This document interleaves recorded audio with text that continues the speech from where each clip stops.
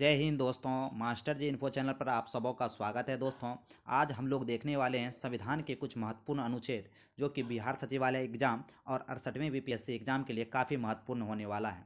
तो अगर आपने अभी तक मास्टर जी इन्फो को सब्सक्राइब नहीं किया है तो जल्दी से सब्सक्राइब कर लीजिए, क्योंकि बिहार सचिवालय संबंधित बहुत सारे वीडियो आपको यहाँ पर अवेलेबल होने वाले हैं। दोस्तों आज का जो टॉपिक है संविधान के महत्वपूर्ण अनुच्छेद और सभी संविधान के शुरू से लेकर अंत तक जो अनुच्छेद आए हैं उसके इम्पोर्टेंट जो फैक्ट हैं दोस्तों उसको भी हम लोग जानेंगे। तो चलिए दोस्तों स्टार्ट करते हैं आज का वीडियो।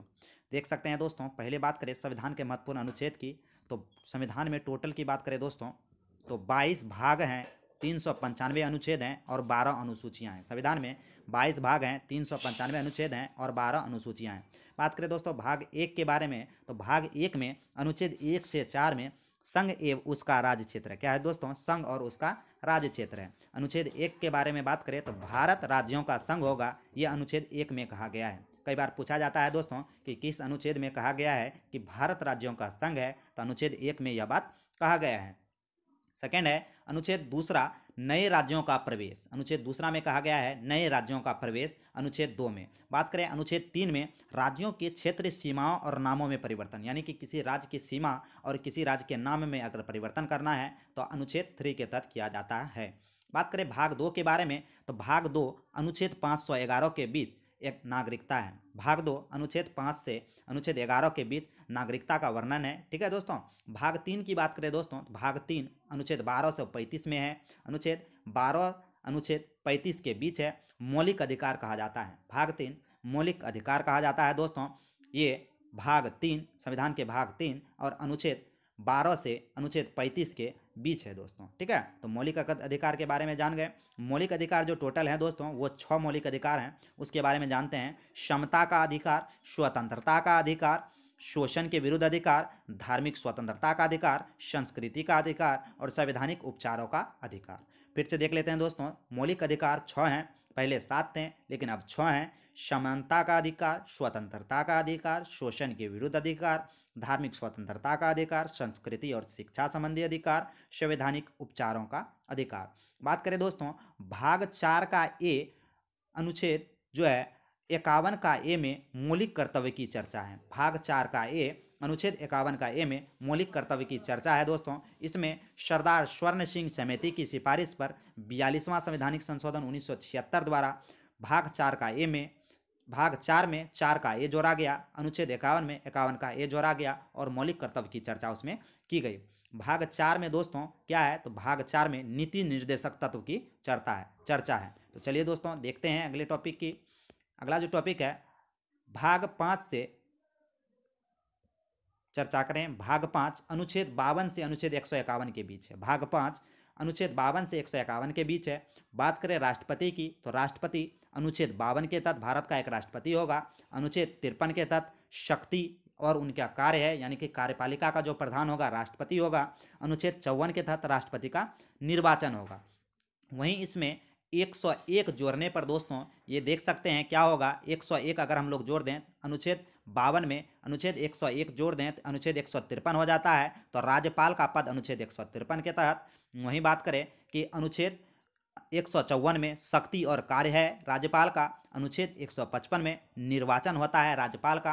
राज्यपाल के बारे में चर्चा भाग 6 अनुच्छेद 152 से 237 के बीच। भाग 6 में जो है अनुच्छेद 152 से 237 के बीच राज्यपाल का चर्चा है। तो चलिए दोस्तों आगे देखते हैं। भाग 6 जो है राज्य के बारे में चर्चा है और भाग 5 जो है केंद्र के बारे में चर्चा, ये भी हम लोगों को याद रखना है। राष्ट्रपति के कुछ और प्रमुख अनुच्छेद हैं। अनुच्छेद 61 के तहत महाभियोग की चर्चा है राष्ट्रपति पर। अनुच्छेद 72 के तहत क्षमादान कर सकते हैं राष्ट्रपति। अनुच्छेद 123 के तहत अध्यादेश जारी कर सकते हैं राष्ट्रपति। अनुच्छेद 143 तक सुप्रीम कोर्ट से सलाह ले सकते हैं राष्ट्रपति। ठीक है, बात करें अब उपराष्ट्रपति के बारे में। उपराष्ट्रपति के बारे में देखते हैं दोस्तों कि उपराष्ट्रपति अनुच्छेद 63 के तहत उपराष्ट्रपति के पद की चर्चा है। अनुच्छेद 64 के तहत राज्यसभा के सभापति के रूप में कार्य करेंगे उपराष्ट्रपति। राज्यसभा का जो पदेन अध्यक्ष होता है उपराष्ट्रपति होता है दोस्तों। अनुच्छेद 64 के तहत राज्यसभा के सभापति के रूप में चर्चा की गई उपराष्ट्रपति की, और उपराष्ट्रपति का पद होगा आर्टिकल 63 के तहत, अनुच्छेद 63 के तहत। तो वीडियो अगर अच्छा लगे तो मास्टर इन्फो को सब्सक्राइब कर लीजिएगा, क्योंकि संविधान से टोटल प्रश्न यहीं से आने वाले हैं।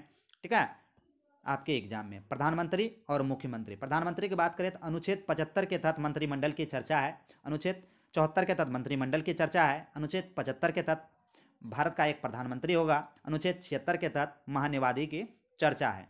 ठीक है दोस्तों, बात करें अनुच्छेद 163 के बारे में, तो अनुच्छेद 163 में मंत्रिमंडल की चर्चा है, मुख्यमंत्री के मंत्रिमंडल की चर्चा है। अनुच्छेद 164 में मुख्यमंत्री की चर्चा है। अनुच्छेद 165 में महाधिवक्ता की चर्चा है। ये भी हम लोगों को याद रखना है दोस्तों। इसमें से 100 जोड़ लेने पर और -11 करने पर 163 होता है, तो इस तरह से भी हम लोग याद रख सकते हैं। तो ये सब याद नहीं रखना है दोस्तों, ये सब ठीक है। बात करें सरला, एक ट्रिक है दोस्तों, सरला। श से होता है संसद जो कि 79 के तहत, आर्टिकल 79 के तहत। र से होता है राज्यसभा अनुच्छेद 80 के तहत। ल से होता है लोकसभा अनुच्छेद 81 के तहत। सरला, सरला ट्रिक याद रखेंगे। संसद हो गया 79 के तहत, अनुच्छेद 79। र से हो गया राज्यसभा अनुच्छेद 80 के तहत। ल से हो गया लोकसभा अनुच्छेद 81 के तहत। तो ट्रिक याद रखेंगे सरला। ठीक है, चलते हैं। अनुच्छेद 168 में विधानमंडल की चर्चा है। अनुच्छेद 170 में विधान सभा की चर्चा है। अनुच्छेद 175 में विधान परिषद की चर्चा है। नेक्स्ट प्रश्न की बात करें दोस्तों, काफ़ी इंपॉर्टेंट ये सेशन है, तो 1 से 2 बार इसको रिपीट करके देख ले। अनुच्छेद 100 में निर्णायक मत की चर्चा है। अनुच्छेद 108 में संयुक्त अधिवेशन की चर्चा है। अनुच्छेद 110 में धन विधेयक की चर्चा है। बात करें अनुच्छेद 112 में बजट की चर्चा है। बजट शब्द नहीं है, वित्तीय के बारे में चर्चा है, यानी कि वित्तीय समावेश के बारे में, वित्तीय जो है उसी के बारे में चर्चा है। अनुच्छेद 116 में लेखानुदान की चर्चा है। अनुच्छेद 117 में वित्त विधेयक की चर्चा है दोस्तों। बजट शब्द का उल्लेख भारतीय संविधान में नहीं किया गया है। ठीक है, वार्षिक वित्तीय विवरण के बारे में ये चर्चा किया गया अनुच्छेद 112 में। चलिए दोस्तों, नेक्स्ट प्रश्न की बात कर लेते हैं। नेक्स्ट जो है सुप्रीम कोर्ट और हाई कोर्ट, सुप्रीम कोर्ट और हाई कोर्ट के बारे में चर्चा करते हैं। सुप्रीम कोर्ट अनुच्छेद 124 के तहत सुप्रीम कोर्ट का गठन होगा। अनुच्छेद 131 के तहत सुप्रीम कोर्ट का अधिकार के बारे में चर्चा है। अनुच्छेद 148 के तहत CAG की नियुक्ति है, कम कंट्रोलर एंड ऑडिटर जनरल की नियुक्ति, अनुच्छेद 148 तक। काफ़ी इंपॉर्टेंट ये प्रश्न हो जाता है।